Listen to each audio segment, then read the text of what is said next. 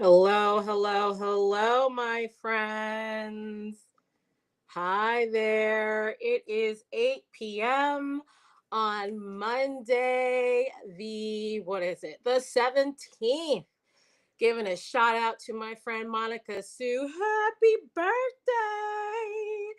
And this is Spiritual AF, spiritual as fuck. And it's me, Mel, Enlightened Spirit, here to give you some psychic insight, guidance to help you navigate this crazy place we call life, this crazy, crazy rock we call Earth. It is definitely not an easy thing to do, but it is so possible if you tap into the innate power that is the universe's gift to you, the power of insight. Every single one of us has the ability to tap into insight, either through visions or auditory or just clear knowing. There are other ways to tap into this insight. It just takes some work and willingness to believe that you do have answers and you have resources to answers that are designed to lift you up to your highest and greatest version of yourself. If you are willing to listen to it and follow that direction, even if it makes you uncomfortable, and especially when it brings you fear.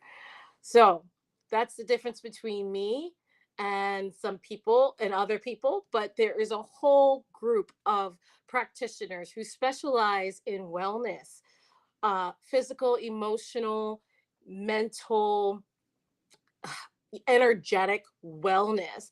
And these practitioners use the modalities of parapsychology and metaphysics to help heal individuals, which will in turn heal humanity. And that is what I do. That is my calling, to help others heal like I have healed. And so that is why I come on live on Mondays at 8 p.m. to offer you spiritual as fuck, so you can hashtag live enlightened. I am a psychic medium. This is the business card where you get to see what I do. I am a psychic medium, coach, and advisor, and I help others just tap into their own power so they can live a life with more radiance. You can reach out to me either through this live stream. You can reach out to me through Instagram, Facebook, YouTube, TikTok. I will never reach out unless you reach out first. But I am in love with providing insight and helping others grow and live the best life that they possibly can. You can also connect with me via my blog. It is Enlightened with Mel, and it is on Substack. I also have a podcast, which I'm bringing back, Light in the Darkness, where I use the wisdom of Rumi to help bring us a little bit more illumination in those dark times, those times when we feel uncertain, when we just need a little bit of help finding the path, right? The path of least resistance, the path of our greatest good. And so I use a number of different decks. I have used many decks in this time period of becoming a conduit, an ambassador for light, good, and being spiritual as fuck. I use mainly my goddesses, my ascended masters, fairies, and African goddesses, but I've been using these affirmators, however you decide to say it, because they are a deck of cards that give you information that can feel a little self-helpy, but it doesn't give you that self-helpy kind of corny ass shit. And then when you add my insight on top of it, then hopefully it feels um more enlightening than just reading a self-help book and doing it by yourself. So we are going to move into the affirmators and draw our first card for the day, for this segment, for the week. And as per usual, you can put your questions in the chat box and I will be able to. Oops, sorry about that. That was not the way to do that. Um, I will you can put your chat questions into the chat box and I will answer them to the best of my abilities. And so moving right along, our first card with our affirmators is what it is. Trust. Whoo. This is a really great card because trust is something that all of us struggle with. I know that I struggle with trust, right? And I've learned a few things about trust, but let's see what the affirmators are saying we should know about trust. Trust. I trust that everything will be okay in the end, partly because I simply know it is my gut, but also because it's way more fun to live with trust and confidence than to be a defensive wiener. Yes. Trust. And as you can see, there is a honey badger crossing a body of water on a tightrope with sharks swimming in the water. And isn't that kind of exactly how trust shows up? We are forced to just rely on our skills, talents, and treasures while we navigate shark infested waters, believing that we have been perfectly equipped to navigate the sharks, the lava, whatever might be the fearful elements swirling around you. We have to choose to believe that we have got all that it takes to get through that situation with dignity, honor, and grace, and to emerge victorious, right? And that's a hard thing to do, especially when you may have experienced a lot of drama, trauma, and pitfalls in your lifetime. I know I have. But the real question is, do you trust the devil you know or the devil you don't know? And so trust and faith and confidence is often trusting the devil you don't know. Many times when we find ourselves in positions where we're experiencing repeated dramas, traumas, and pitfalls, it's because we've been doing the same things over and over and over again. And that could mean eating the same meals, listening to the same music, hanging out with the same people. And then we are at a loss as to explain why we may not feel so good, why we don't feel happy, joyous, and free, why we are more fearful or just as fearful as as before we were when we connected with those people, places, and things. Trust is believing that if you do something different, you're going to get something different. Trust is doing that different thing is going to give you a whole new set of circumstances and data, information that you can now use and leverage to do something else that'll ladder you up to trust and ladder you up to more success. What I do with Spiritual as Fuck, Enlightened Spirit, is I trust that because I've dedicated my life to being enlightened and helping others to step into the light of their own power, of their own divinity, that in doing so, I'm going to be okay because I've dedicated my life to doing this. And that's what I feel like my higher powers, the universe wants for me.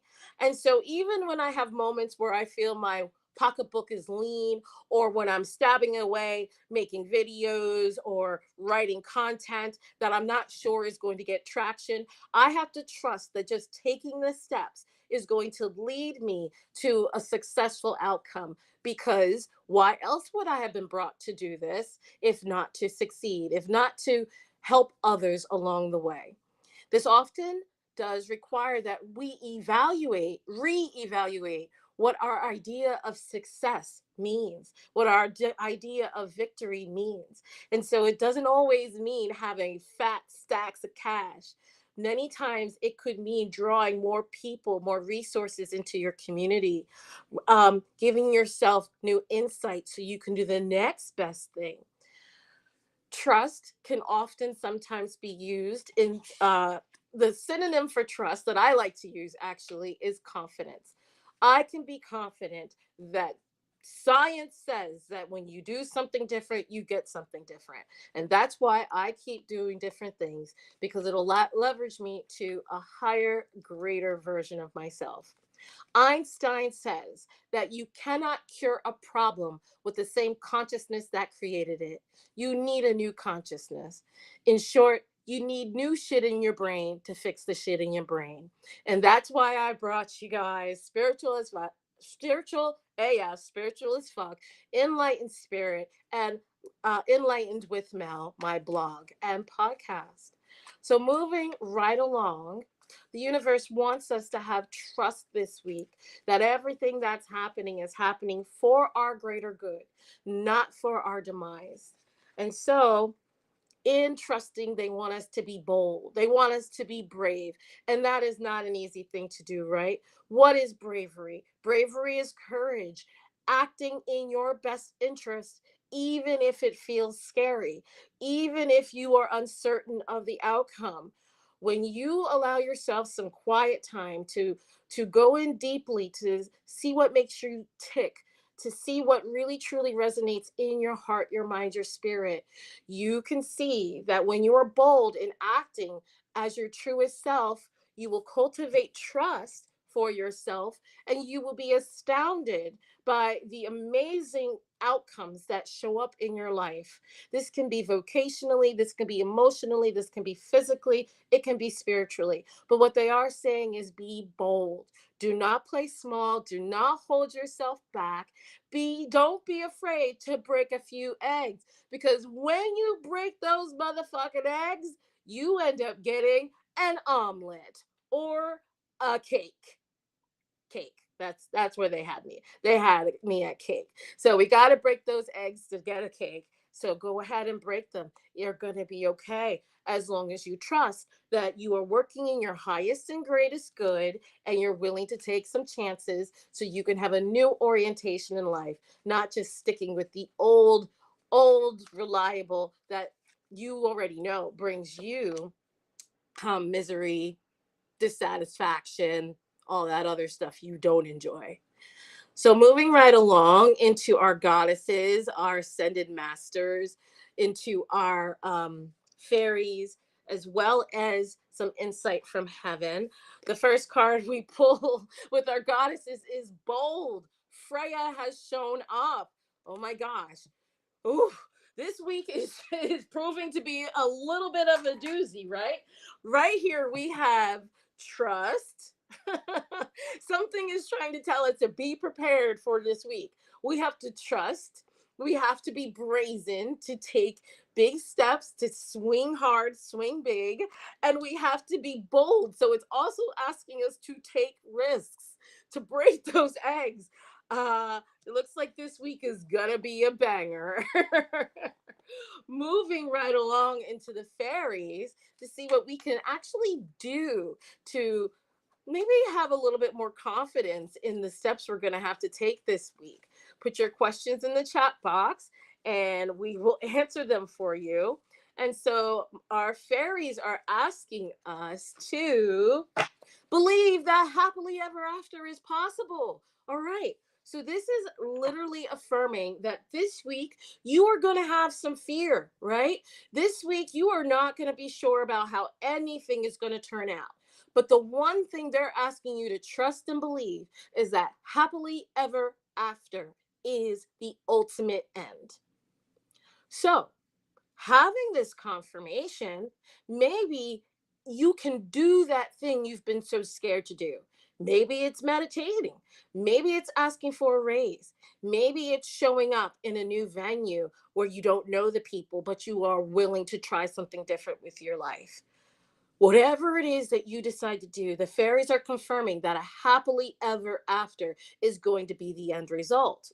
Now, you have to trust that happily ever after is going to be the end of result of you being bold, of you being brazen, but you trusting that happily ever after is coming.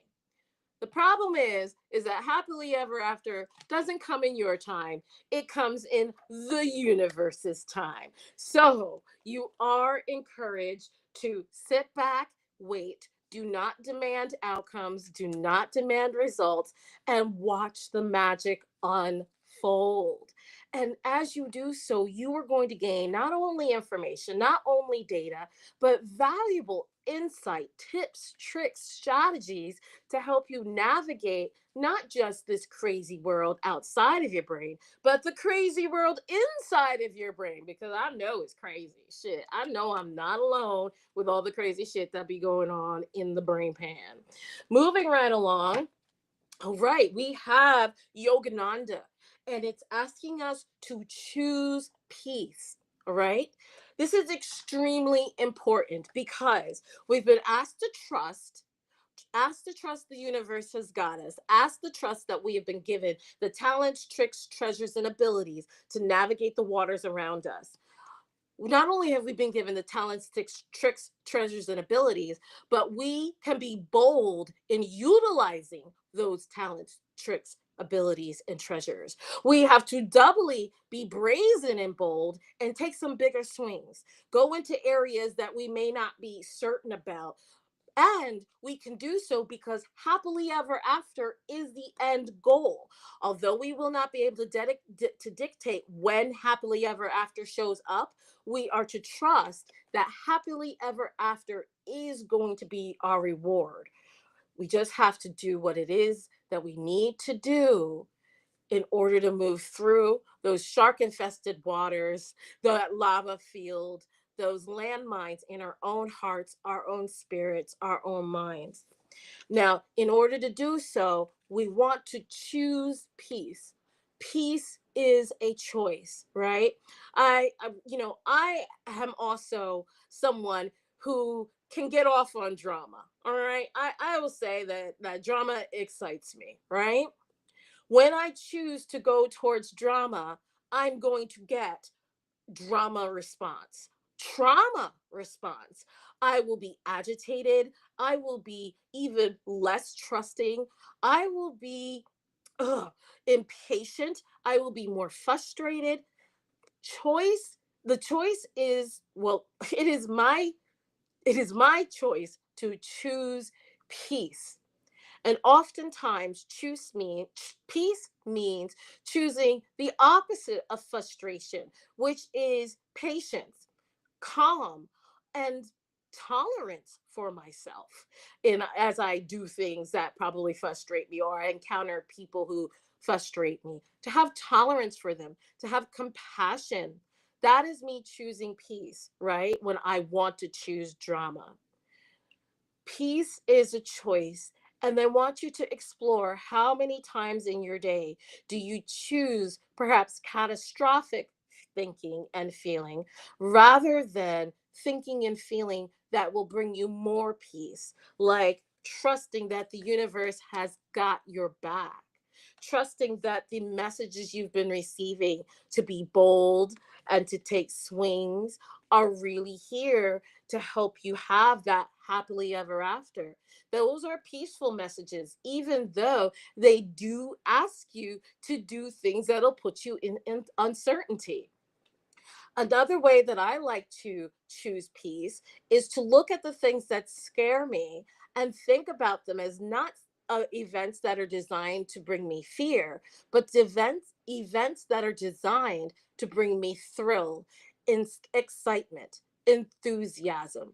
Those are more peaceful thoughts than the thoughts that tell me that the things that happen that put me into uncertainty are designed to bring me fear.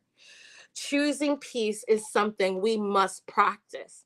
Just like we need to practice being bold and brazen, taking those big swings, just like we have to choose to practice being trusting, having faith, having confidence that we've been given absolutely everything we need to navigate this world, that the things that are happening for us, not to us, and trusting and believing and practicing the belief that everything that goes down is really to bring us a happily ever after. We're going to get a message from heaven. I don't know who here may have had people who've transitioned, who have left this mortal body and it's now pure radiant energy. But I know that there are tons, hundreds, millions of entities out there that are really pulling for us. The universe has got our back, and so have our loved ones and friends who have transitioned into pure energy. And so that's why I like using the speaking to heaven cards, because they give us insight as to what the energies that are not of the mortal world want for us, in addition to what the universe wants to for us through the goddesses, the ascended masters, and the fairies. And so moving right along and speaking to heaven, the card that the energies that have transitioned wants us to know is that there is no time where they are. Time is only on earth. So this speaks heavily to the idea that the happily ever after is coming, but it's not coming in your time. It's coming in universal time. And this card is telling us, oops, to trust in universal timing, right? The universe is not looking at each 5-minute increment, right? The universe is really riding our energies and the energies of the people, places, and things around us, and everything is falling into place within divine timing. Honestly, if we were to try to understand timing in the universal divine sphere, it would break our brains. And that's why we have to continue to trust that the universe, with its purview, because it's so much grander than ours, right? The universe knows exactly when to bring are happily ever after. And so we can be bold, we can be brazen and take those big swings to do that thing that frightens us, but we know is designed for our highest good. And we can choose to be peaceful about it, to give zero fucks about whether or not us being bold for our highest, greatest good is going to make other people upset. We can be peaceful about that and have tolerance for the other people who might be upset because we're being bold or we're taking those big swings, because they too are going to have their happily ever after in divine timing, when it is right for all parties involved.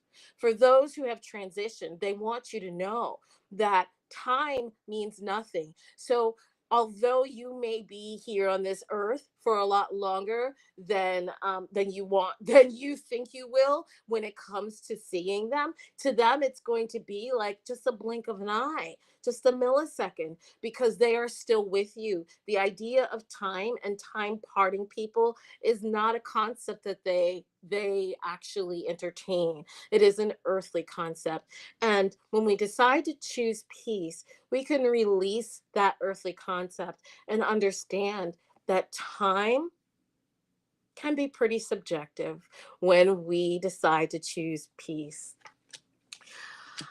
I don't know about you, but I have been feeling as if I've been taking those big swings, and I've been going into the scary places of myself and in this world, and things have been working out just wonderfully. And even though they've been great, I still have to practice choosing peace, because I'm not used to feeling good about the things that I do. Many of you may have enjoyed our psychic fair at the Awaken Center for Human Evolution this weekend. It was a really great event. Bearing in mind the weather that we had in our location. And leading up to the event, I did not have confidence in the big swing I was taking, in the large, in the boldness I was exhibiting, and I wish I had chosen more peace. However, my happily ever after has come not just because I got to sleep all day today, but it's come because I weathered through the frustration, the uncertainty, to learn that I need to choose peace, especially when I'm doing things that scare me, especially things that I'm putting my heart, soul, blood, and guts into. And we want to encourage you to do the same.